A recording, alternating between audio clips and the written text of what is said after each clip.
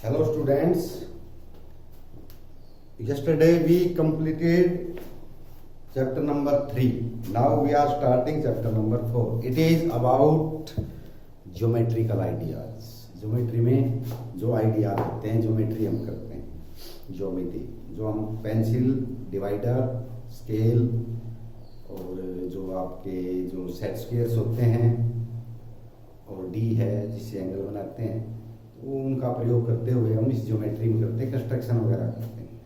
तो सबसे पहले इसमें आता है कि भाई पॉइंट क्या होता है। तो हमने कोई भी हम ये ऐसे लगा देते हैं, ये पॉइंट है। तो पॉइंट होता है जैसे आपका जो डिवाइडर है इस प्रकार से बना रहता है, यहाँ पेंसिल लगती है, यहाँ पे नीडल है, ये नीडल की नोक है, या आपके पास सुई घर पे है उसकी नोक है, या आपके पास पेंसिल है उसको हम शार्प कर लेते हैं उसकी नोक है। ये सभी पॉइंट होते हैं। तो पॉइंट की डेफिनेशन ये होती है, पॉइंट हैज नो डायमेंशन, यानी उसकी कोई लंबाई चौड़ाई नहीं होती। हम जितना बारीक लगा सकें उतना बारीक लगाएंगे, डिमार्केशन के लिए होता है, कोई डायमेंशन नहीं। ये पॉइंट है। Second, line segment. तो एक पॉइंट से लेके दूसरे पॉइंट तक जो हम मिलाते हैं, जो लाइन खींचती है, उसको लाइन सेगमेंट बोलते हैं। हिस्सा लाइन का, दो पॉइंट है, एक इधर फुटा रख के या स्केल रख के मिला दिया, ये लाइन सेगमेंट है। लाइन सेगमेंट है। तो लाइन क्या होती है? अब ये मान लो ये ए पॉइंट है, ये बी पॉइंट है, नाम लिख दिया हमने, इनको मिला दिया तो ए बी है लाइन सेगमेंट। हम ए को इधर बढ़ा दें, beyond A, B extend line A B beyond A and beyond B, B से बाहर और ए से बाहर बढ़ा दें और उसका कोई अंत ना हो, बढ़ती जाए, तो हम इसको एरोहेड लगा देते हैं, इसको भी बढ़ा देते हैं। ये तो बी था ना, ये बी पॉइंट है। एरो का मतलब होता है ये कहीं खत्म नहीं होती, चलती जाएगी। तो ये एक लाइन है। तो decimal, line segment and line. उसके बाद आता है इसमें दो प्रकार की लाइनें हैं, intersecting line. When two line segment और two lines cross each other at some point, meet at some point. When two line segment meet at some point, that point, then these lines are called intersecting lines. जब दो लाइनें एक point पे मिलती हैं तो इसको इंटरसेक्टिंग लाइन बोलते हैं। और ये जो जिस पॉइंट पे मिलती है, एक पॉइंट बन गया, जहां पे दो लाइन काटेंगे एक पॉइंट बन जाता है, ये होता है point of intersection. Point of intersection, ये दो लाइनों का जो पॉइंट है ये होता है पॉइंट ऑफ इंटरसेक्शन। फिर लाइनें भी होती हैं, एक पैरेलल लाइंस होती हैं। ये पैरेलल लाइंस जैसे आपकी मेज बनी हुई है, ऊपर का हिस्सा ये और ये पैरेलल है, यानी इनकी दूरी हमेशा बराबर रहेगी, कितने भी बढ़ाओ। जैसे रेल की पटरी होती है, वो ऐसे की ऐसे चलती जाती है सीधी, बराबर बराबर दूरी पे, तो पैरेलल होती है। तो ये पैरेलल लाइंस है। या मेज है, कुर्सी है, इसकी जो आपके पैर होते हैं कुर्सी के, वो भी पैरेलल होते हैं ऊपर से नीचे। आप उस मकानों में जो गाटर लगे होते हैं वो भी पैरेलल होते हैं, कड़ियाँ गाटर, तो वो पैरेलल लाइंस होती हैं। Which never meets one another, जो कभी नहीं मिलती कितनी भी बढ़ा लो, उनका जो डिस्टेंस है दोनों लाइनों के बीच का वो इक्वल रहता है हमेशा, तो वो पैरेलल लाइंस होती हैं। तो इस तरह की लाइनें थी। अब हम लेते हैं कि एक्सरसाइज भी इसी से आपके रिलेटेड है, तो इसको भी ले लेते हैं एक बार। इसका मैंने थोड़ा जिक्र कर दिया हमारे सामने। इसमें है use the figure to name. अब ये फिगर दे रखी है,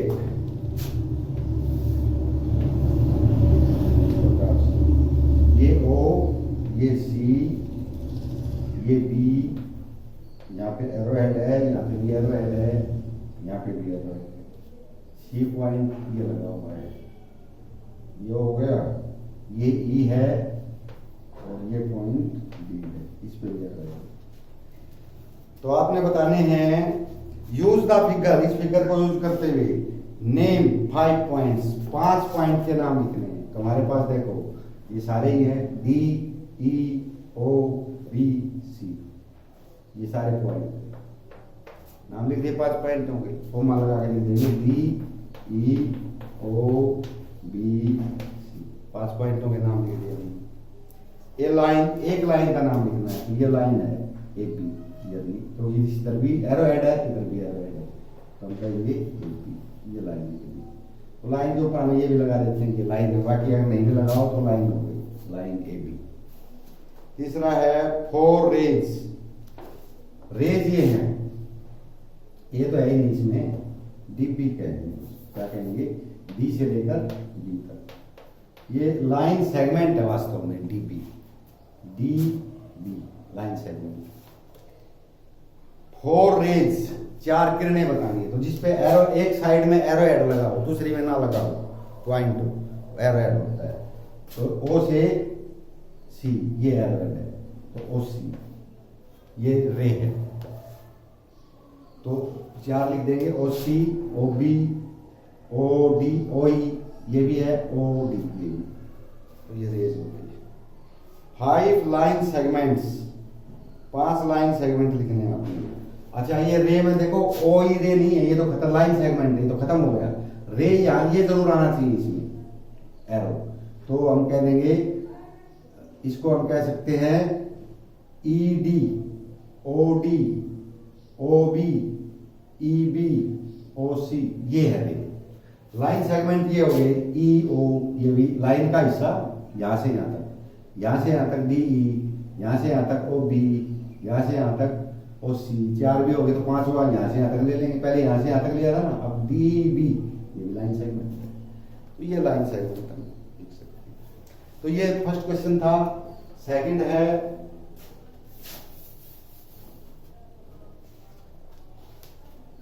name the line given in all possible 12 ways, यानी 12 वेज में लिखनी है, choosing only 2 letters at a time from the 4 given. एक साथ 2 लेटर लिखने हैं, ये 4 हैं,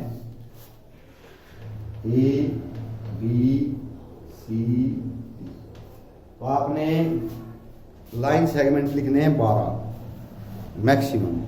तो देखो हम इससे लेके चलेंगे, ए बी यहां से यहां तक हो गया, यार यहीं से शुरू करेंगे, ए सी यहां से यहां तक अलग लाइन हो गई, ए डी यहां से यहां तक तीसरी लाइन हो गई।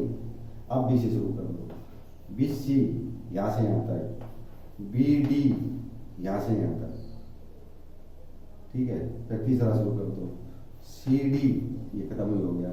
चौथा है ए डी, ठीक है। तो इस प्रकार हमने ये लाइन सेगमेंट बनाने, इसमें आपने 12 तो नहीं बनेंगे,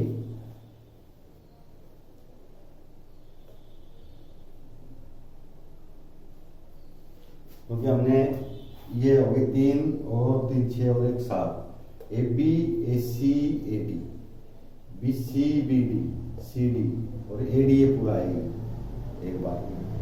अब हम इसका सारे हमारे पास आए हुए हैं, इसका हम उल्टा लिख सकते हैं, डी से शुरू कर दो, क्योंकि उसमें क्या होता है कि डायरेक्शन चेंज हो जाती है। अगर इधर प्लस है तो बी से ए की तरफ चलेंगे तो माइनस हो जाएगा, तो हम इसको ले लेंगे minus D C, minus D B, या माइनस मत लिखो, डी बी लिखो, डी ए, फिर यहां से करो सी ए, फिर यहां से करो सी बी, फिर यहां से करो बी ए, फिर यहां से करो डी ए, 14 हो गए, तो 12 लिखने थे आपने, तो हम इस प्रकार से लिख सकते हैं। नेक्स्ट है use the figure to name, इस फिगर को यूज करते हुए आपने नाम लिखने हैं। ये तो आपका एक पैरेललोग्राम है और इसके अंदर कुछ लाइनें लगी हुई हैं ऐसे, ये है ए, ये है बी, ये है डी और ये है ई, और इधर ये एरोहेड है, इसमें ये है एफ, ये एरोहेड हो गया, और ये है ओ, ओ इसमें नहीं है एरोहेड, ओ तो ये डी है ना, एक लाइन और आ गई बी में, इसमें इस पे है ओ, सी, सब में एरो एरो लगा हुआ है, इसमें लगा हुआ। इसमें बताना है लाइन कंटेनिंग पॉइंट ई, वो लाइन लिखनी है जिसमें ई पॉइंट आए। ई पॉइंट ये है तो ई एफ लिख देंगे हम। इसका आंसर क्या आएगा? E F. जिस लाइन में ई आ जाए, इसमें भी आता है ए, तो सारे लिखनी होगी शायद। लाइन कंटेनिंग ई, तो ए ई एफ हो गया और ए ई हो गया, ए ई और बी ई, बी और डी ई, 4 लाइन होगी जिनमें ई आता है। E F, D E, B E आना चाहिए साथ में। दूसरा लाइन पासिंग थ्रू ए में से गुजरने वाली लाइन, ए में से, तो ए शामिल है, मतलब ए में से गुजरने लाइन होगी, ए बी ए में से गुजरती है, ए डी ए ई, ए में से निकलने वाली line. Line on which O lies, वो लाइन जिस पे ओ है, तो बी ओ और C O, B O C O. 2 pairs of intersecting lines, 2 pairs, AD and CO। एक तो ये पेयर है जो इंटरसेक्ट कर रहे हैं, ये और ये बी पे इंटरसेक्ट कर रहे हैं। और दूसरा ये है DE और FE, DE एंड FE, ये पेयर है, तो ये आपस में इंटरसेक्ट करती है। तो इसमें दिख भी रहा है EF, एक ये हो गया डी, दोनों लाइन, जो एक पेयर बताना था एक एक। तो ये इस प्रकार से करना है। नेक्स्ट है 4th क्वेश्चन,